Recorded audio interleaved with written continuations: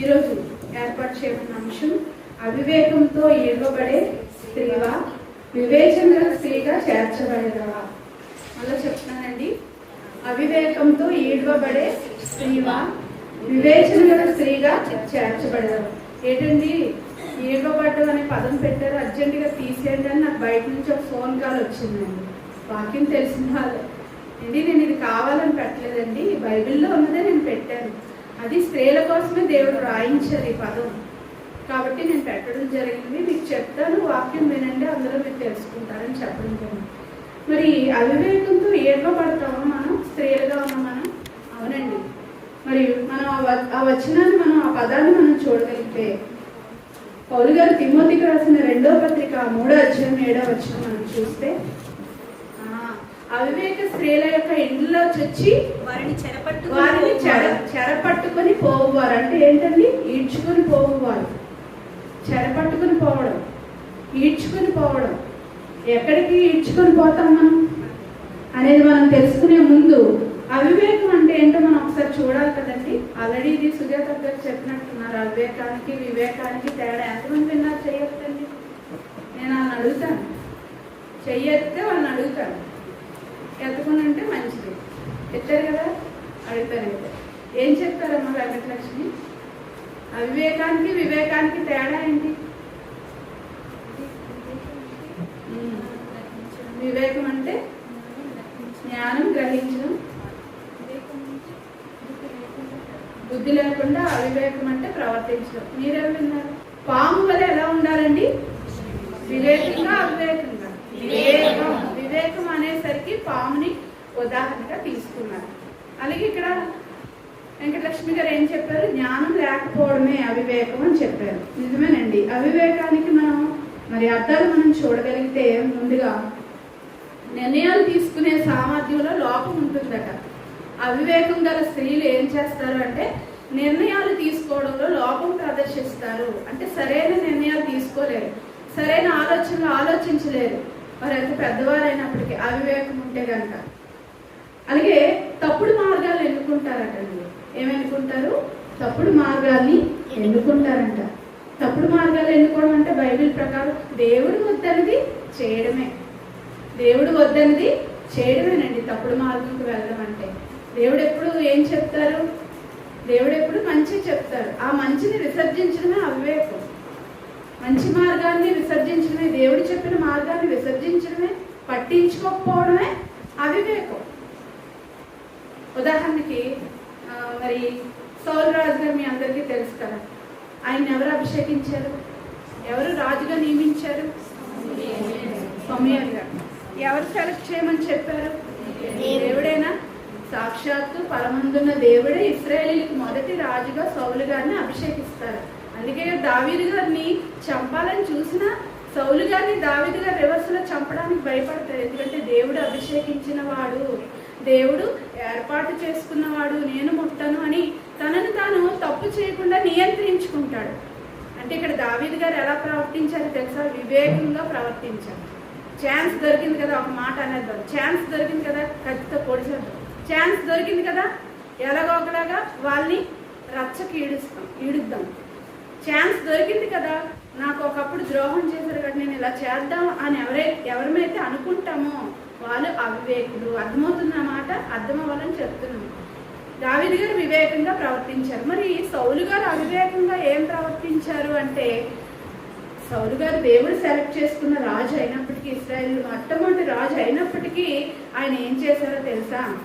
చివరి కాలం వచ్చేసరికి ఆయన అవివేక పని చేస్తారండి. ఏం పని చేశారు? అవివేకంగా ప్రవర్తిస్తారంట. అదొకసారి మనం చూద్దామండి. సమూయేలు మొదటి గ్రంథం 13వ అధ్యాయం 13వ వచనం. మైక్ లో చదవండి. చదవం మళ్ళీ. అందుకు సమూయేలు ఇట్లా, నేను మీ దేవుడైన యెహోవా మీకిచ్చిన ఆజ్ఞలను గైకొనక నీవు అవివేకపు పని చేసితివి. ఏంటంటున్నారండి? సమూయేలు గారు సౌలు గారిని ఏ పని చేసావు నువ్వు? నీకు ఇచ్చిన ఆజ్ఞలు గైకొనకపోవడమే అవివేకపు పని. దేవుడు ఏదైతే సౌలు గారికి ఆజ్ఞ ఇచ్చారో, దేవుడు ఏదైతే ఆజ్ఞ ఇచ్చారో అది చేయకపోవడం వల్ల సౌలు గారిని ఏమంటున్నారు? సమూయేలు దేవుని కలిసి నాకు గద్దిస్తున్నారు, దేవుడు గద్దించమన్నారండి. సమూయేలు గారి సొంత ఫీలింగ్ కాదు. అర్థమవుతుందా? ఇక్కడ నిలబడి వాక్యం చెప్తున్నాం అంటే మా సొంత ఫీలింగ్స్ చెప్తున్నామా, సొంత సాక్ష్యాలు చెప్తున్నామా? చెప్పండి. క్రీస్తు కొరకు సాక్ష్యం చెప్తున్నామా, దేవుని కొరకు చెప్తున్నామా, దేవుని మనసు చెప్తున్నామా? దేవుని మనసు చెప్తున్నాం. ఇక్కడ దేవుని మనసు లేదా దేవుడు చేసిన ఆ యొక్క కార్యక్రమం మనం చూస్తే సౌలు గారికి ఒక ఆజ్ఞ ఇచ్చారట దేవుడు. అది చేయలేదట, దేవుడు చెప్పినట్టుగా చేయలేదంట. సౌలు గారు ఒక ఆజ్ఞ ఇచ్చారట, ఆజ్ఞ ప్రకారం సౌలు గారు చేయలేదంట. చేయకపోయేసరికి వెంటనే ఆ కాలంలో రాజులు కానీ భక్తులు కానీ మనుషులు మనలాంటి వాళ్ళు కానీ ఏదైనా చేస్తే, తప్పు చేసినా రైట్ చేసినా, పొగడ్డానికైనా ఆశీర్వదించడానికైనా లేదా వాళ్ళకి శాపం ఇవ్వడానికైనా ఎవరు వచ్చేవారు? వెంటనే ఎవరు దిగిపోయేవారు? ప్రవక్త. దావీదు తప్పు చేసిన వెంటనే ఎవరు దిగిపోయారని చెప్పారు? మనకి చిన్నది గారు నాతాన్ అనే ప్రవక్త. నువ్వు తప్పు చేసితివి ఏం దావీదు గారికి చెప్పడం, దావీదు గారు సరి చేసుకోవడం, అది కాదు నిజమని మీరు అందరూ నేర్చుకున్నారు కదా. ఇక్కడ సౌలు గారి దగ్గరికి ఎవరు వచ్చేసారు? సమూయేలు గారు వచ్చారు. వచ్చి ఏం చెప్తున్నారు? నువ్వు దేవుడిచ్చిన ఆజ్ఞ నువ్వు నెరవేర్చలేదు, అలా నెరవేర్చకపోవడమే నీవు అవివేక పని చేశావు అంటున్నారు. ఎందుకు అవివేక పని ఏంటంటే మీ అందరికీ తెలిసి చరిత్ర. ఏం చేశారు అంటే దేవుడు అమాలేకీలతో యుద్ధం చేయమంటారు. నువ్వు చెయ్యి, అక్కడికి వెళ్ళి అందరినీ నశింప చేసే, ఏది ఇక్కడికి తేకూడదు. ఇశ్రాయేలు దేశంలోనికి, ఆ దేశంలోంచి, ఆ శాపగ్రస్తమైన దేశం నుంచి ఏది తేకూడదు, అన్నిటినీ నువ్వు నశింప చేయు, చంపే అని చెప్తే సౌలు గారు ఏం చేస్తారండి? అర్థమవుతుంది మీకు? దేవుడు కూడా అంతే. ఇక్కడ అతి వినయం లేదంటే అతిభక్తి ప్రదర్శించాడు. ఏంటంట? దేవుడు వద్దంటే అక్కడ ఏవి తేవద్దు. దేవుడు వద్దన్నాడంటే మానేయాలి కదండి. నేనెందుకు తేకూడదు, దేవుడికే కదా తెచ్చానని చెప్పి అక్కడండి గొర్రెల్ని గొడ్డల్ని అన్ని తెచ్చి దేవునికి బలిస్తారు. ఎవరు? సౌలు గారు. ఎవరికి బలి ఇచ్చారు? దేవునికే ఇచ్చారండి తెచ్చి. మరి దేవుడు ఆనందంతో ఆ బలులు స్వీకరించారా, తిట్టారా? స్వీకరించారని ఎవరన్నారు? ఇక్కడ పక్కన స్వీకరించలేదండి. దేవుడు మనం ఇస్తే తీసుకునేవాడు కాదు. ఇందుకే ఆయన తీసుకున్నారా? బలులైన అర్పణలని ఎవరు తినేవారు? అవి కొంత దహించేవారు, కొంత యాజకులు లేవీలు తినేవారు. వాళ్ళ కోసం అదంతా. మీరు వాళ్ళకి తండి అంటే మనుషులు ఎలాంటి వాళ్ళు తెస్తారా? తయారు. అర్థమవుతుంది? దేవుని సేవకులకి ఇవ్వండి అంటే తెస్తారా? అదే మీటింగ్స్కి ఇవ్వండి అంటే మాట్లాడతారు. మీటింగ్స్కి ఇవ్వండి అంటే ఇస్తారు. అప్పుడు ఆ మీటింగ్స్కి ఇచ్చిన డబ్బుల్లోనే సేవకులు వాక్యం చెప్పిన వాళ్ళకి ఎవరైతే నిర్వహిస్తారో వాళ్ళు పంచుతారు. అంతే కదా జరుగుతుంది ఇప్పుడు మనకి. అంటే మనుషులు ఎలాంటి వాళ్ళు చూడండి. ఇక్కడ సౌలు గారికి దేవుడు తెమ్మని చెప్పలేదు, పైగా ఇతను ఏం చేశాడు? వద్దనేది చేశాడు. అప్పుడు అలా అర్పించినందుకు దేవుడు పోన్లే తెలియక చేశాడు, అర్పించాడు, నాకే కదా అర్పించాడని ఆనందపడలేదు. పోన్లే మర్చిపోయి చేశాడులే, మతిమరుపు ఉండొచ్చు సౌలు గారు, కానీ పట్టించుకోకుండా పక్కన పెట్టలేదండి. ఏం చేశారో తెలుసా? రాజుగా ఉండకుండా తీస్తాడు. అంటే అవివేకం ఉంటే దేవుడు మనకి ఇవ్వాల్సిన కాలం, ఇవ్వాల్సిన ఆశీర్వాదం ఇవ్వడండి. మీకు అర్థం అవ్వాలని చెప్తున్నాను. ఈ అవివేక పని అంటే దేవుడు వద్దనేది మనం చేస్తే మనం ఎవరు అంట? అవివేకులము. అవివేక స్త్రీలు ఏమవుతారు? ఏడవబడతారు. అవివేక స్త్రీల ఇంట్లో చొచ్చి వాళ్ళు చెరపట్టుకుని పోవారు, వీరిలో చేరిన. చెరపట్టుకుని పోతాం ఎక్కడికి? చెర అంటే ఏంటండి? మనం చెర అంటే చెరని చెరగా పట్టుకుని పోయిన పాఠం ఉంటుంది. వీళ్ళు ఎవరు విన్నారు నాకు తెలియదు. ఇక్కడ మనం పాపం అనే చెరలో ఉంది. ఇక్కడ మనం నరకానికి మనం వెళ్ళిపోతామండి. చెరపట్టుకుని పోవడం అంటే ఎక్కడికి వెళ్ళిపోతాం తెలుసా? అవివేకం ఉంటే నరకానికి వెళ్ళిపోతాం. ఆ కాలం కాబట్టి సౌలు గారిని క్షమించి పరదేశికి తీసుకువెళ్ళారు, కానీ భూమి మీద ఉంచారా? భూమి మీద ఉంచలేదు. శిక్ష వేశారా? వేశారు. పైగా సమూయేలు ప్రవక్తలు గద్దించారా? గద్దించారు. మరి చచ్చిపోయేవాడికి మళ్ళీ గద్దించడం ఎందుకు? క్షమించవచ్చు కదా, క్షమించలేదు సార్. ఇది మీరు గుర్తించాలి.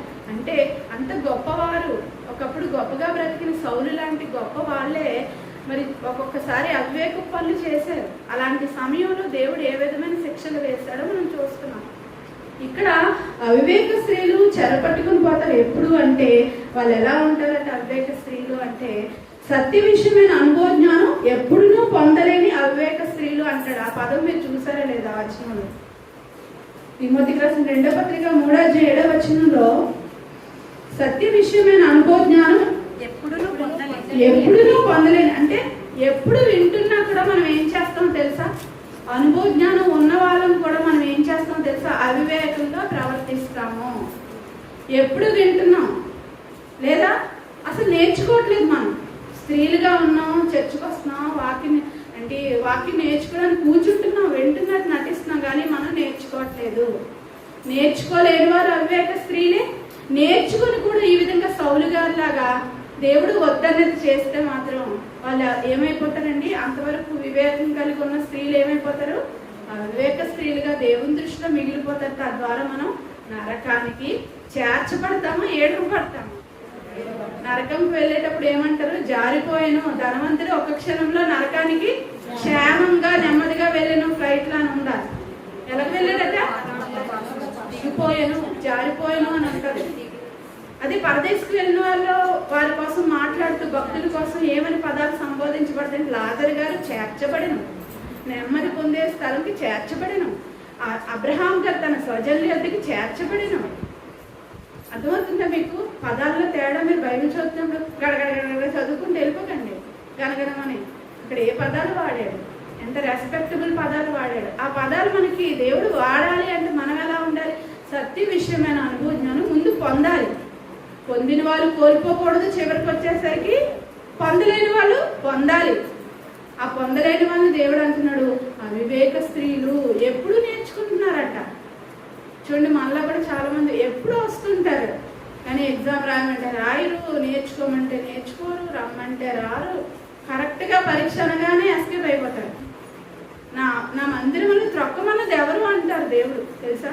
దేవుడితో మనం పెట్టుకుంటే ఆయన డైలాగులు ఎలా ఉంటాయంటే మరి గుండెలు తీసిన మాటలండి. ఎవరికి దేవుడు ఎలా మాట్లాడతారు మీకు తెలుసు కదా. మనం ఎలా మాట్లాడతాం? మనమే ఆయన కుమార్తెలుగా ఇంట్లో మన భర్తలతో మన పిల్లలతో చాలా ఘోరంగా మాట్లాడుతుంటాం. ఒకసారి మనకి ఏదైనా అవసరం ఉంటే. మరి దేవుడు మన తండ్రి కదండి, ఆయన ఏమైనా మాట్లాడగలరు. మనం ఏమైనా అంటారు. ఆయన అన్ని పట్టించుకునే దేవుడు. ఇక్కడ అవివేకం పని చేసేది కానీ చెప్పడం జరుగుతుంది. ఇకపోతే మనం సత్య విషయమైన అనుభవ జ్ఞానం పొందాలా? అవివేక స్త్రీలుగా ఉండకుండా ఉండాలంటే వివేకం అంటే ఏంటంటే అలా చెప్తాను, అవివేకానికి వివేకానికి తేడా. అవివేకం అంటే నిర్ణయాలు తీసుకునే సామర్థ్యంలో లోపం ఉంటుందంట. అలాగే తప్పుడు మార్గాలు ఎన్నుకుంటామంట. అవివేకం ఉంటే ఇంకా అందులుగా ఉంటాం, అంధత్వం ఉంటుంది మనలో. గుడ్డివారిని ఎప్పుడు నేర్చుకుంటున్నా అది అనుసరించు అంటే గుడ్డివారే కాదా? అర్థమవుతుందా? మీరు గుడ్డివారు అంటాడు పరిశీలన శాస్త్రం, ధర్మశాస్త్రం వాళ్ళ దగ్గర ఉన్న వాళ్ళు అనుసరించరు, క్రీస్తుని తెలుసుకోలేదు. వాళ్ళు ఎలాంటి వారు? గుడ్డివారైన మార్గదర్శకులు అన్నాడు. అందులైన మార్గదర్శకులు అన్నారు. గుడ్డి పరిసయులు అన్నారు. గుడ్డితనం అన్న అంధత్వం అన్న ఒకటేనండి, కళ్ళు కనబడకపోవడం. మరి మనం అలా ఉన్నామా? అవివేకులుగా ఉంటే మనం ఎలాంటి వారితో సమానం అంటే గుడ్డోళ్ళని. ఎవరన్నా అది గుడ్డిది, అది సొట్టది, నడ్డిది అని తిడుతూ ఉంటాం మనం. కానీ మనం ఎవరిని? దేవుడు తిడుతున్నారు మనల్ని. మనం అవివేకంగా ఉంటే సత్య విషయమైన అనుభవ జ్ఞానం వాక్యం నేర్చుకోకపోతే మనం ఎవరమో తెలుసా? గుడ్డివారం అండి.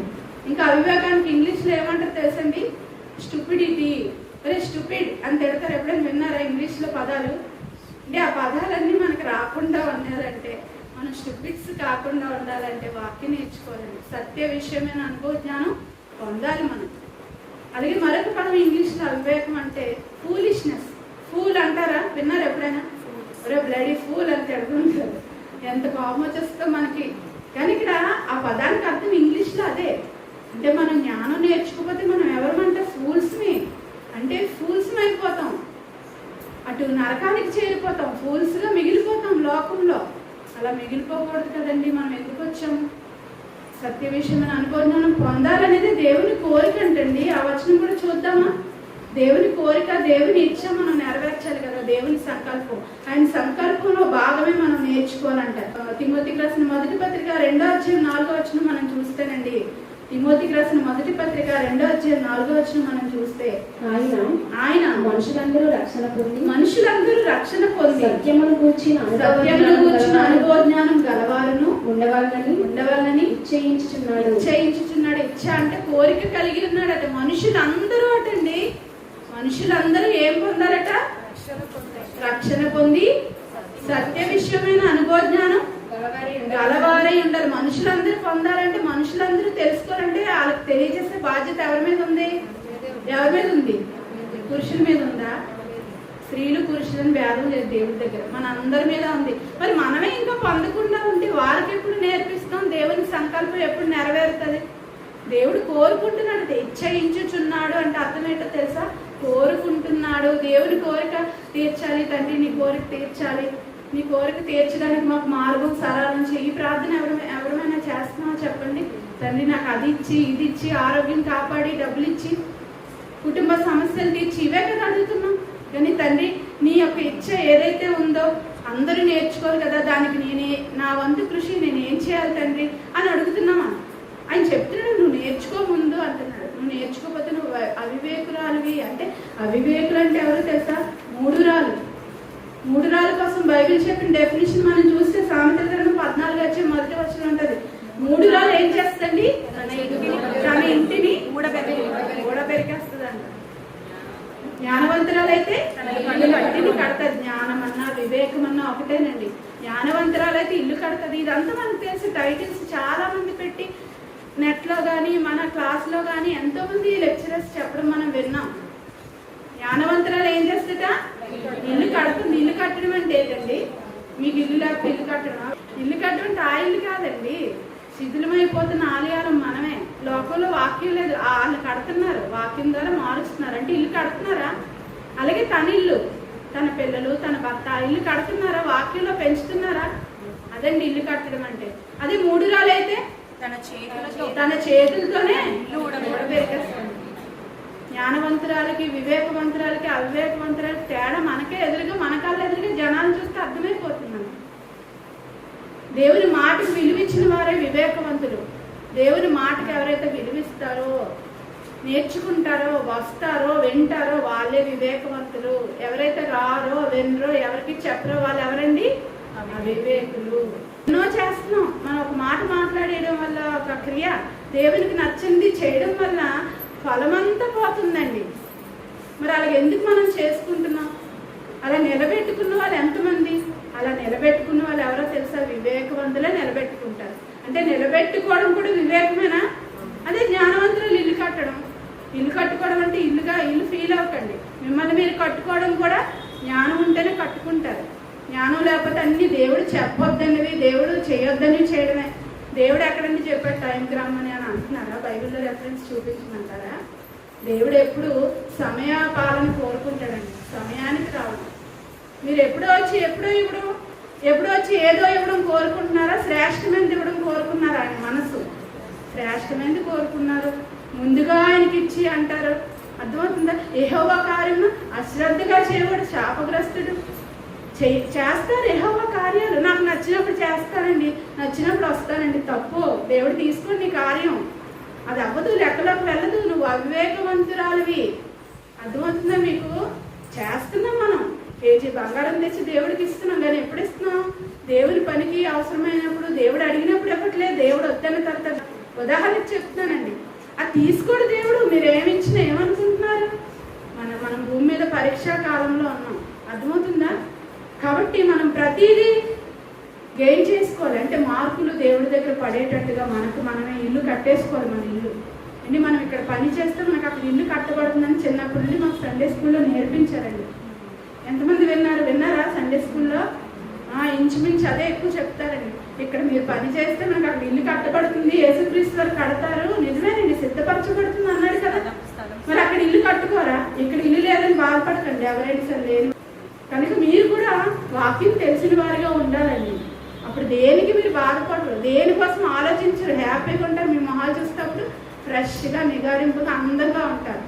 మీ మొహాలు వాడిపోయి మరి నీరసంగా అయిపోయి అదొకలాగా అయిపోయారండి అంటే మీకు వివేకం లేదు, నమ్మకం లేదు దేవుడి మీద. అందుకే మీరు అలా అయిపోతున్నారు. దేవుని కోసం మీరు హ్యాపీగా ఉండి ఆయన పని చేయడానికి మీరు హ్యాపీగా ఉండాలి. మీరే ఎప్పుడు బాధలతో ఉంటే మీరేమో అందరికీ, మనుషులందరికీ రక్షణ సువార్తను ప్రకటిస్తారు. అర్థమవుతుందా మీకు? ఈ మధ్యలో ఏమంటారు? రోగాలు అంటారు. కనుక అవివేకం అనడానికి తప్పుడు మార్గాలను ఎన్నుకోవడం కూడా అవివేకమే. అలాగే మూఢత్వం, అంధత్వం, అలాగే నిర్లక్ష్యం అండి. నిర్లక్ష్య పెట్టడం, జ్ఞానం లేకపోవడం అవివేకానికి గుర్తు. అవివేకానికి అర్థం జ్ఞానం లేకపోవడం. అవివేకులు అని మనకి పేరండి. నేను ఎంబీటీహెచ్ చేస్తున్నానండి, బీబీటీహెచ్ వరకు వచ్చాను అండి. ఈబిటిహెచ్ వరకు వచ్చిన ఎంబిటిహెచ్ వరకు వచ్చిన కొన్నిసార్లు కొన్ని వాక్యాలు తెలియవండి, అది తప్పులు చెప్పేస్తుంటారు. మరి అప్పుడు ఏంటి అర్థం? అవివేకుల వివేకుల మనకు మనం అనేసుకుంటే సర్టిఫికేట్ ఇచ్చారండి, ఇదిగో ఇప్పుడే ఇచ్చారు, నేను వివేకవంతురాలు అనుకుంటున్నారా? వాక్యం దగ్గరికి వచ్చేయండి. లోకంలో మనుషులు ఇచ్చిన సర్టిఫికేట్లు కాదు, అక్కడ ఉండాలి కాదంటే. కానీ ఇక్కడ వాక్యానుసారంగా ఒక సౌలు గారు చివరి కాలంకి వచ్చేసరికి ఏమైపోయారు? దేవుడు వద్దని చేశారు. అసలు దేవుడు వద్దని చేయకూడదండి, వెనక్కి తిరిగి చూడకూడదు అన్నారు ఆ రోజు భార్యకి. అది చూస్తే ఏంటవుతుందండి? ఆవిడ కల్లా ఆవిడ ఇష్టం. దేవుడు అలాగే తగిలిస్తాడు కదా, బయటకు వస్తుంది కదా, అలాగే అల్లలేదు కదా, ఉంటానని ఏమీ అడగలేదు కదా ఆవిడ.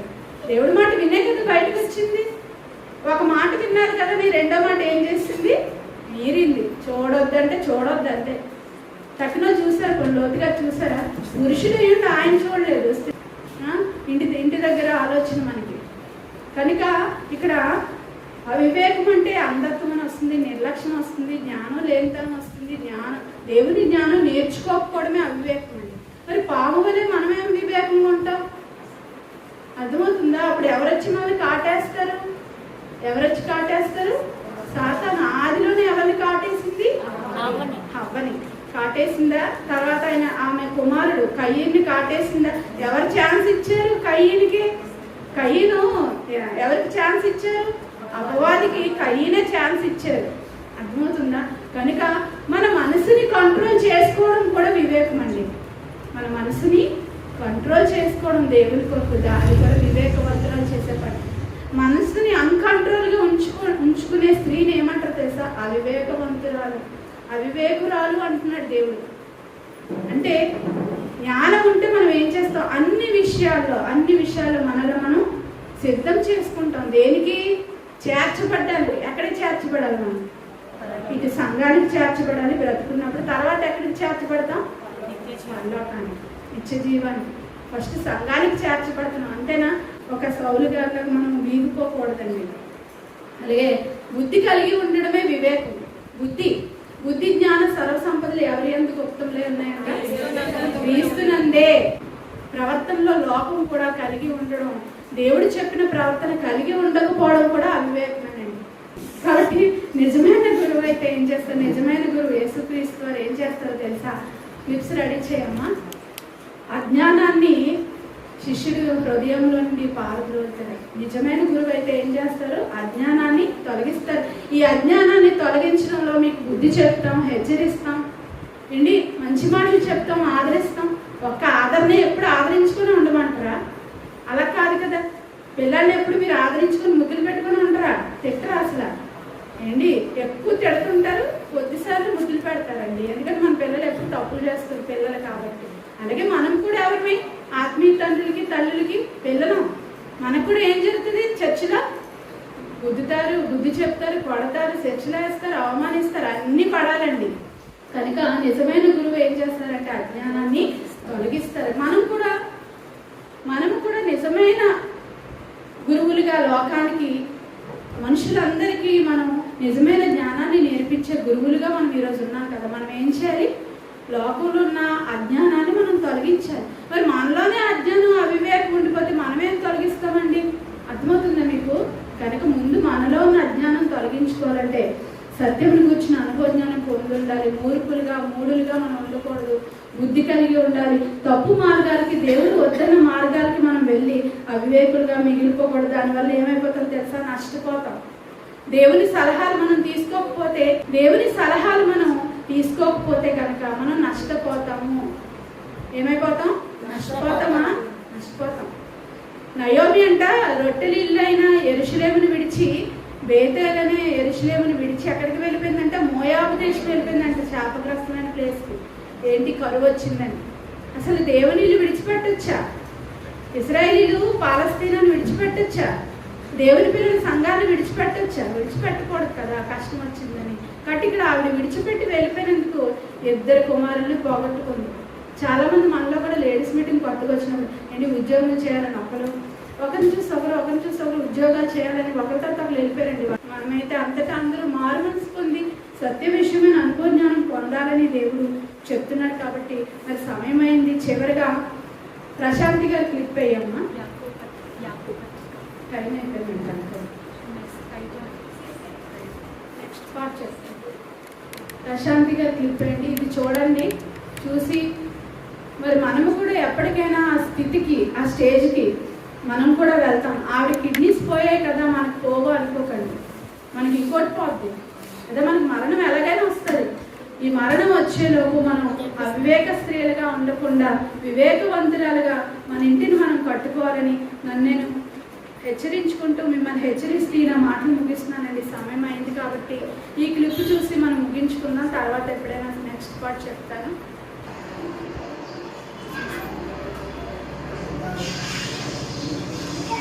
ఇది చూస్తున్నారు కదా, అబ్బాయి ఏం చేస్తాడో మీరు చూస్తున్నారు కదా.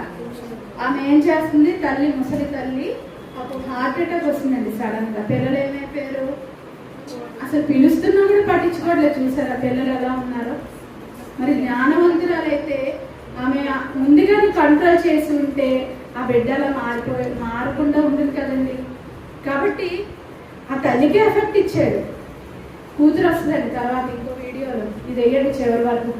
చచ్చిపోద్దండి కూతురు వస్తుంది తర్వాత. అప్పుడు తమ్ముడిని తిట్టి కొట్టి అప్పుడు వాళ్ళ అమ్మని లేపుతుంటది. ఇంకేం లేపుతుంది, ముద్దు ముద్దు అనుకొని వివేకంగా ఉండడం అంటే ఏంటో తెలుసా? మన పిల్లల్ని మనం కట్టుకోవాలి, మనల్ని మనం కట్టుకోవాలి, భక్తిలో పెంచాలి, తప్పు మార్గానికి వెళ్లకుండా మనల్ని మనం ఉంటే మనల్ని పిల్లలు ఫాలో అవుతారు, ఆదర్శం అవుతారు. పోలీస్ ఆఫీసర్ కూడా ఏమి చాలాసేపు అండి, చాలాసేపు పాపం కొడుతూ ఉంటారు.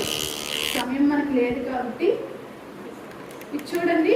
ఇవిడ ఎవరండి, హెడ్డింగ్ లో ఉంది పోలీస్ ఆఫీసర్. అసలు నొప్పి వచ్చినట్టు తెలియదు, పెయిన్ అని చెప్పలేదు, కిడ్నీస్ పోయాయని చెప్పలేదు, ఏమీ చెప్పలేదు. సడన్ గా చనిపోయింది. చనిపోయిందా? ఆటగాడైనా పాటగాడైనా పోలీస్ ఆఫీసర్ అయినా ఈవిడెవరు, రిపోర్టర్. నాలాగే ఇక్కడ మా ఇద్దరు నిలబడి పడిపోయింది. ఈవిడ రిపోర్టర్. మీరు పాటలో చూస్తారు ఇవన్నీ. చూడండి ఎంత నవ్వుతుంది, పడిపోయింది. పక్కనున్న వాళ్ళకి కూడా తెలియదు మనం వెళ్ళిపోవడం, ఆత్మ వెళ్ళిపోవడం మన పక్కనున్న వాళ్ళకి కూడా తెలియదండి. ఏదో రోగం వస్తేనే చచ్చిపోతారు అనుకుంటే పొరపాటు. మనం ఎప్పుడైనా వెళ్ళిపోతాం. నేను చిన్న వయసు అండి, నేను వెళ్ళండి, చిన్న వయసు, అప్పుడే చావను. అర్థమవుతుందండి. ఇలా మాట్లాడుతూ పడిపోవచ్చు. ప్రశాంతి చూడండి ఎంత బాధపడుతూ వెళ్ళిపోయింది. ఆత్మ వెళ్ళిపోవడం తెలియదు. ప్రశాంతి లాంటి రోగం నాకు రాలేదు కాబట్టి నేను ఉంటాను కలకాలం, స్లిమ్గా ఉన్నాను అనుకుంటే పొరపాటు. అర్థమవుతుందా? కరోనా నాకు రాదు, అప్పుడంతా రాలేదు 2 సార్లు, ఇప్పుడు నాకు రాదని నేను విర్రవీగితే పొరపాటు. ఎప్పుడైనా వెళ్ళిపోతాం. కాబట్టి వెళ్ళిపోయేలోపు మనం ఏం చేస్తాం? బిల్డింగ్ ఏమైనా కట్టుకుంటున్నాం. ఇక్కడ కాదండి, ఇక్కడ కట్టుకోకండి దయచేసి. ఇక్కడ కట్టుకున్నారు అనుకోండి, ఎవరో ఒకటి ఈడ్చుకెళ్ళిపోతుంది. దానికోసం గొడవలు అవుతాయి. మనం దేవుళ్ళు అడగలేము. ఈ ఆస్తులు అవి కూడబెట్టుకుంటే మీరు ఏమనుకుంటున్నారు? ఎవరికో ఒకరికి ఇచ్చి వెళ్ళిపోలా? వాళ్ళ కోసం ఎవరికో ఇవ్వడం కోసం మీరెందుకని కష్టపడి కట్టుకుంటున్నారు? అలాగా ఎక్కడో ఉంటే చాలదా? అబ్రహాం గారి కోసం ఆలోచించండి. ముందు మీరు మారండి, అప్పుడు వాళ్ళ కోసం ఆలోచించండి. మన ప్రవర్తనని సరి చేసుకోండి. చెప్పారు కదా గుర్తు గారు, అవన్నీ పాయింట్స్ మరలా మీకు అక్కడ గుర్తు చేస్తాం. ఓకేనా? అందరికీ వందనాలండి. మాట్లాడండి.